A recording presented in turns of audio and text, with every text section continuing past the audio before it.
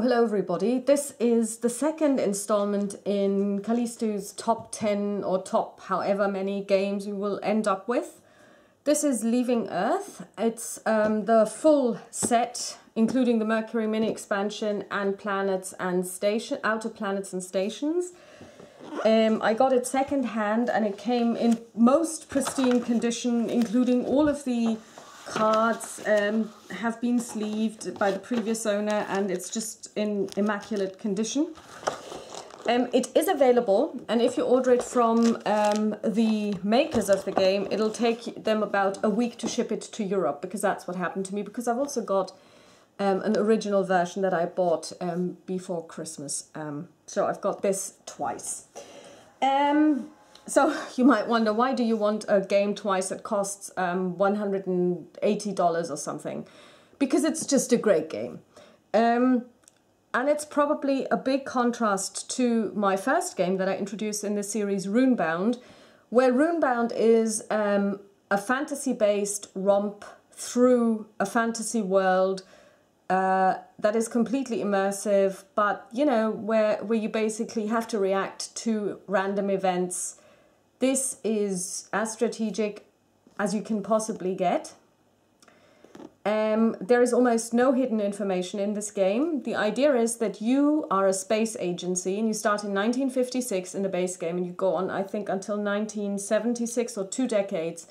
And you try to build spaceships, spacecraft that you can send on missions, essentially out to Venus, Mercury, Mars and the Moon, to either do landings or to build space or to build stations there or to retrieve samples. And you're basically racing against the clock. There is very limited hidden information, so the game is highly strategic. A lot of people, when they look at it, go, oh, this is just like maths in disguise. It's basic maths. It's multiplication. You don't even need to be able to do calculus to do this, although you're sending things into space. Calculus doesn't enter into the equation, haha, at all. Sorry for that pun. It's basic maths. You have to be able to do a little bit of logical thinking, although they give you tips on how to plan missions, and then it helps if you can add, subtract, and also do multiplication.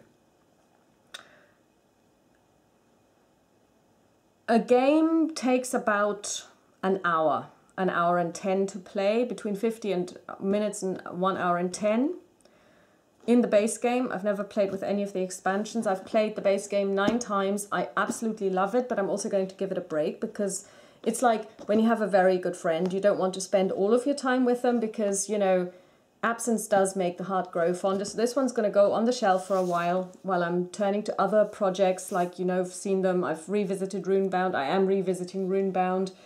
I've been playing Space Corp, and I've also been playing Warfighter, and I'll return to Warfighter as well. But why do I like this game? First of all, the components are really nice. They're made of wood. They feel nice. They're made of cardstock. The cards feel nice. The artwork is simple but beautiful. Something in the artwork speaks to me. I mean, even just this title page of the game, this box art is just beautiful. I just admire the simplicity and the way it's composed. It reminds me a little bit of Art Deco. Maybe that's the intention as well, although Art Deco is not 1950s. It's older than that. But it is just beautiful. And when you look at the cards, the mission cards, they just speak of space exploration to me. They contain just as much information as is required, no more, no less. The rules are so clearly written, it's a joy to read them. The actual gameplay is very introspective. I can't really imagine what it's like to play this game with other people, because a lot of the time the person whose turn it is will not be doing much. They will probably be, it's more like chess, sitting there and calculating. Only in chess you have 0 hidden information. Here you have some hidden information, but not very much. I know that there is a negotiation factor when you play against other people where you can sell inventions or discoveries to others, and I think that kind of deals with the fact that otherwise everybody would be playing on their own, but they would be sitting around the same table and just trying to beat each other to the space race, which of course is what happened in real life as well, or what America and the USSR were trying to do. As far as gameplay goes, it's not really a game, it's more a simulation. A lot of people will probably find it terribly boring. I've heard people refer to it as a puzzle, which seems to be a very negative term to use in the American English language. I don't know about British English, but in German definitely the word puzzle isn't a negative word at all. As far as theme goes, I think it's dripping with theme. If you like numbers, if you like calculation, this game is right up your alley if you want to shoot people into space. But I would also understand if somebody says this game is terribly dry, because you're essentially analyzing probabilities as well. You're spending money and you're trying to find the best way to complete as many missions as possible. And as such, it can be quite repetitive. But such is life. When you try to do an invention, you have to try over and over and over again until you succeed. There is some luck involved because depending on how what kind of missions you draw and in what combination, sometimes it may be a lot easier than other times. But that also adds to the replayability. Even in the base game, the replayability is really, really high. I think we are fortunate that people actually got funding for this game, because it's definitely niche and it's definitely for a particular type of player. And I mean, the board gaming community is small, and I think the community that would be interested in this kind of game is minuscule. But they went ahead, they produced this game, they gave it an art direction which in my opinion is amazing, and they went all out and said, yes, we're going to produce this game, we're going to take it seriously, and we're going to produce it with high-end components, with high-end graphic design, and we're going to also spend time on creating really good rules. And the rules get updated every so often, and you can find the latest version on their website. You can download them for free. Even today I just saw that they're active on Board Game Geek because somebody asked a question about this game today, and the guy who wrote the game came back today with a clarification on the rules. So the game is alive and kicking, and the people who made the game and make the game are supporting it still. And it is a game of space exploration which really captures the theory behind it, simulates its execution. And if you manage to send somebody to Venus and you find out that Venus can actually be landed on, and you put a man on Venus and you bring him back, I can tell you that's a really good feeling. It gives you this sense of achievement that you've really done something special. And it just occurs to me that today is the 28th of January, 2019. And it's interesting and probably also appropriate that I'm talking about this game today, because on this day, 33 years ago, was one of the biggest catastrophes in manned space exploration.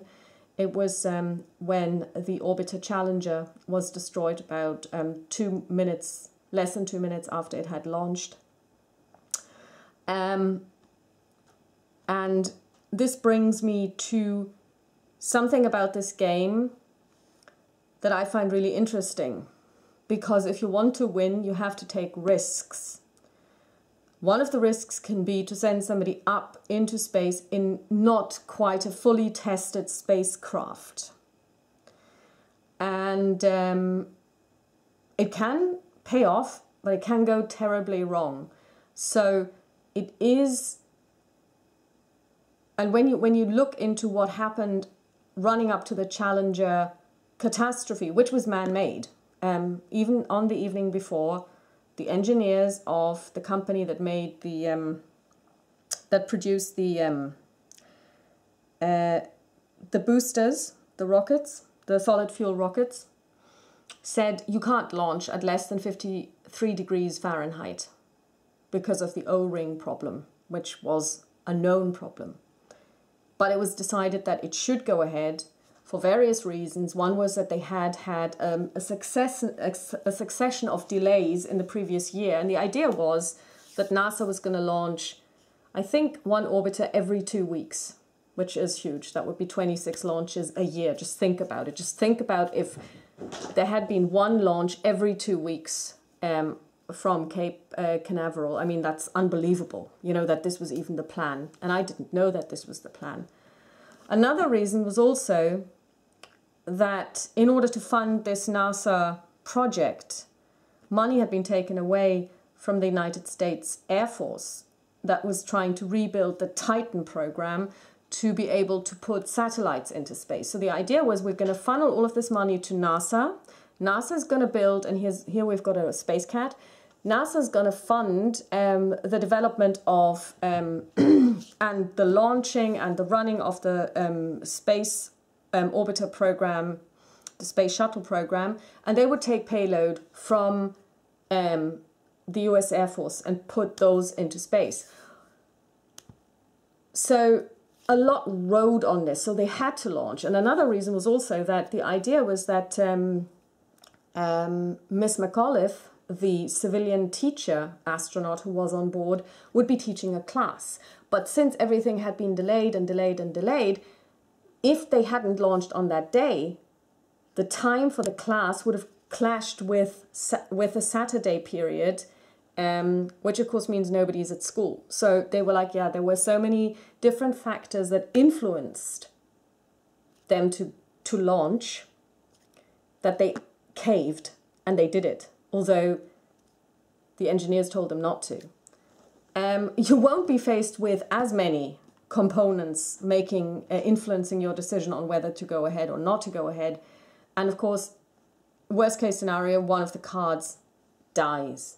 But I can tell you, when I did decide on launching a spacecraft with someone on it, and it failed, that was a terrible feeling. So, and I think this is really what I would like to get out of a game. And regardless of what the topic and the theme of the game is, where it's set, how the mechanics work, what the mechanics are, if I feel that a decision that I make leads to me having an emotional reaction, and the reaction isn't that I want to flip the table because the game is so terrible, like in Arkham Horror LCG, then a game has succeeded. So if you're looking for a game where you can explore space, build a space program, and you're not afraid of doing some simple maths, this is the game for you. It's not cheap. This box costs around $150 including shipping, or 150 euros including shipping, so it's $180 shipping it to Europe. I don't know how much the shipment would be in the United States.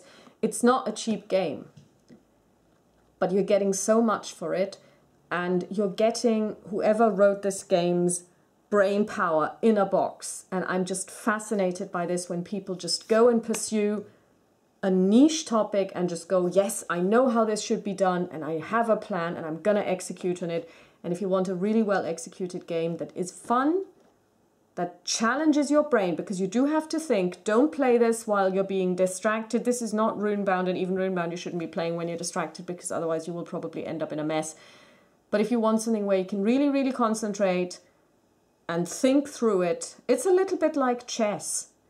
Go for Leaving Earth, a tabletop game of the conquest of space, 1956 to 1976. Have a nice day. Thanks.